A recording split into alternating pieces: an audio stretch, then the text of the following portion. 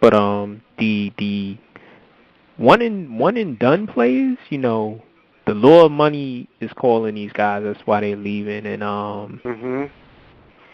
Can you blame them? Really? no, I don't blame them. I don't blame them at all. I don't blame them at all.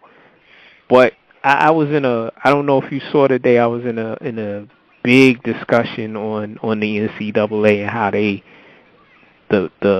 football players and basketball players are nothing but cattle, and people always want to bring up that they get in a 4-year ride, they get in a free education. They don't send these guys to class. They shouldn't be called No. student athletes. Well, look at Bill Maher's statement. I posted that I agree with him. in the. Yeah, I agree with him too. When I Getting when back I to go go ahead. ahead.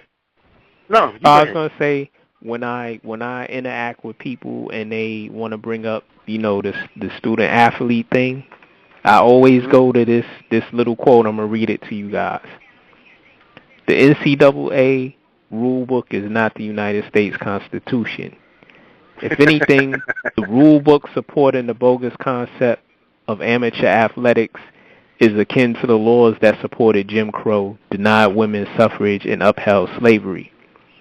Who should investigative reporters be going after? The agents, the coaches, the players, the schools, the NCAA? The architect of the modern NCAA, the organization's former president, Walter Byers, spelled out all of this in his 1997 mea culpa, unsportsmanlike conduct, exploiting the student athlete.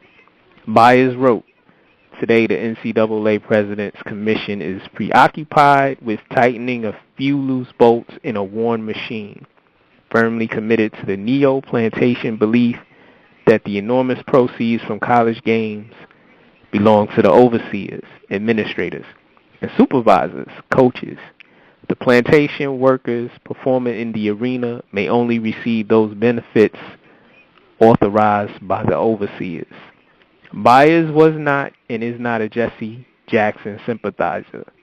Byers is a white, right-wing conservative from Kansas. He was the NCAA's first president from 1951 to 1988 and the sole visionary. He admitted creating a monster. His NCAA memoir was his repentance and call for a fundamental overhaul of a corrupt organization. That's the art. That's the architect.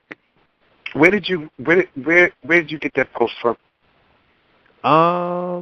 It's on various sites, and I'm gonna get his book because I'm interested in I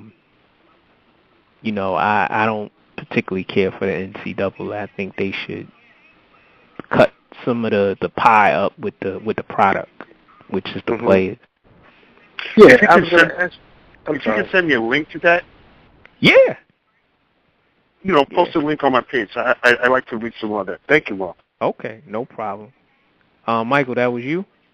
Yeah, I was going to ask you a question. I was going to bring Sure. up a topic. I was in another sports group, and somebody brought up the question, why doesn't college players get paid to play? Mhm.